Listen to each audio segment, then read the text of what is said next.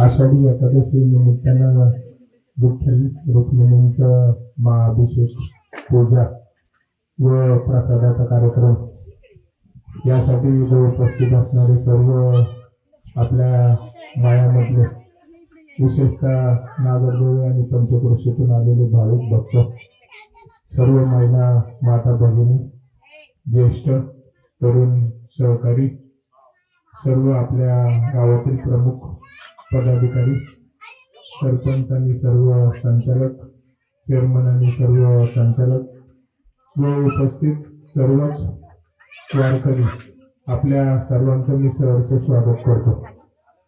आजचा कार्यक्रम आपल्या सर्वांसाठी गेल्या अनेक वर्षांपासून ठरलेला आहे की आषाढी एकादशीच्या दिवशी आपण सालाबादप्रमाणे दरवर्षी सकाळी एकत्र येतो, तिथं पूजा करतो आणि आपल्या दिवसाची सुरुवात करतो.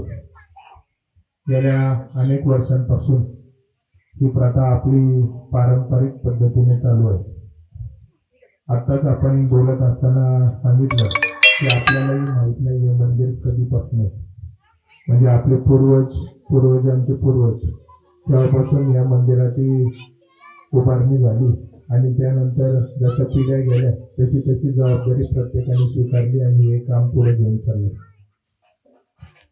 आमदार शिवाजीराव कर्डिले साहेब हे नित्यनेमाने सालाबादप्रमाणे ठीक सकाळी 8च्या अगोदर तिथे उपस्थित असायचे अक्कांबरोबर. त्यांचं पांडवाकर मायावरती किती प्रेम हे मला असं वाटतं आपल्याला कोणालाच सांगायची आवश्यकता नाही. साहेबांचं या मायावरती जीव असायचा की त्यांना प्रत्येक व्यक्ती म्हणजे साहेबांच्या कुटुंबातला सदस्य. कुठलाही सुख असो, दुःख असो, कुठलाही प्रसंग असो, त्या मायामध्ये कुठलीही गोष्ट घडली तर सर्वात प्रथम साहेब येत असायचे. आणि साहेबांचं नागरदेवामध्ये कुठलंही काम करायचं असलं तर पांडवकर मायातलं पहिलं विशेष त्यांचं लक्ष असायचं आणि ते बारकाईने सगळ्या गोष्टीची माहिती विचारत असायचे. आणि प्रत्येकाशी तर आपल्याला माहिती की व्यक्तिगत साहेबांचे संबंध म्हणजे साहेब सरपंच होण्याच्या आधीपासून होते. कोणालाही कधी फोन करायचे, कधी माहिती विचारपूस करायचे, कधी जेव्हा वाटेल तेव्हा यायचे.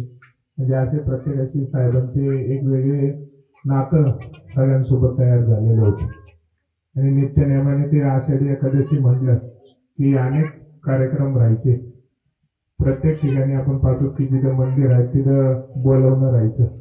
पण साहेबांची ती त्यांच्या जीवनातली ही प्रथा होती की जेव्हापासून इथं ते मंदिरामध्ये पूजा करायला यायला लागले, शेवटच्या श्वासापर्यंत त्यांनी आषाढी एकादशीला आपल्या मायामध्ये याच विठ्ठल रुक्मिणी मंदिरामध्ये पूजा केलेली. म्हणजे एवढं श्रद्धा, एवढं प्रेम आणि एवढा जीव आपल्या मायावरती साहेबांचा होता. आज आपल्या सर्वांचं दुर्दैव आहे की साहेब आपल्यामध्ये नाही. आपल्याला या दिवशी त्यांची आवर्जून सगळ्यांना सकाळी आठवण त्यांची येते. कारण की आपल्याला माहिती होतं की आपण इथं हजर नसलो तर साहेब जो टाइम आपल्याला द्यायचे त्याच्या वेळेच्या आधी इथं हजर राहायचे आणि आपल्या सगळ्यांची पळापळ व्हायची.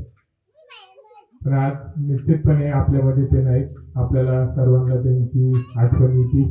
त्यांची आठवण आपल्याला आपल्या शेवटच्या श्वासापर्यंत येत राहणार आहे. कारण की एवढं मला असं वाटतं प्रेम साहेब जेवढं करत होते, मला असं वाटतं तेवढं प्रेम कधीच आपल्यावरती कोणी केलं नाही. आणि आपल्या कुटुंबातले ते सदस्य म्हणजे आपले कुटुंब प्रमुख साहेब होते. पण आज ही सर्व जबाबदारी तुम्ही सर्वांनी मिळून माझ्याकडं दिलेली आहे. तर निश्चितपणे येणाऱ्या काळामध्ये जेवढं साहेब आपल्या मायावरती प्रेम करत होते त्यापेक्षाही जास्त माझं 100% प्रेम आपल्या मायावरती असणार आहे. कारण की मी आपल्या कुटुंबातला सदस्य, आपल्या घरातला मुलगा आहे. त्यामुळं आमदारपेक्षा मी आपल्या घरातला सदस्य असल्या कारणाने माझं प्रेम, माझा जीव नागरदेव म्हणलं तर सगळ्यात पहिले आपल्या मायावरतीच असणार. त्याच्यामुळे कुठल्या गोष्टीची काळजी करण्याची आवश्यकता नाही. येणाऱ्या काळामध्ये सगळ्या आपल्या अपेक्षा, इच्छा, आता इथं असं काही बोलण्यासारखं नाही कारण की घरातला कार्यक्रम आहे.